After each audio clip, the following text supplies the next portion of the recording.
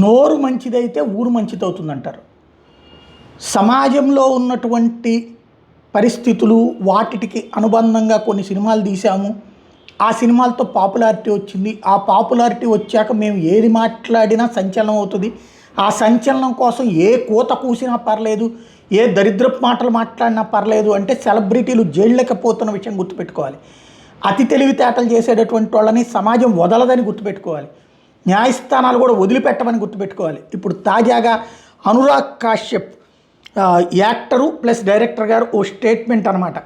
ఏంటంటే, నేను బ్రాహ్మిన్స్ మీదన ఉచ్చబోస్తాను ఏంటంట అన్నటువంటి పాయింట్ని మెన్షన్ చేసుకుంటూ వచ్చినటువంటి డైలాగ్ అనమాట. అంటే ఆయనక ఏమైనా సరే నోటికొచ్చినటువంటి మాటలు అంటే ఈ హిందూ సమాజాన్ని చీల్చేటటువంటి కుట్రలో భాగంగా జరుగుతున్నటువంటిది. తద్వారా బ్రాహ్మిన్స్ని వేరు చేయడం అనేటటువంటి కాన్సెప్ట్లో భాగంగా ఈ మాట అంటే బ్రాహ్మణులు ఏదైనా స్పందిస్తారు, మిగతా సమాజం స్పందించదు, హిందూ సమాజం స్పందించదు అనేటటువంటి ధైర్యంతో ఇదే మనిషి నోట్లో ఇంకొకళ్ళు పోస్తామంటే ఒప్పుకుంటాడా? దాన్ని ఎలాంటి మాట మాట్లాడతాడు? కాబట్టి ఇలాంటి వాళ్ళతోనే సమాజానికి ప్రమాదం.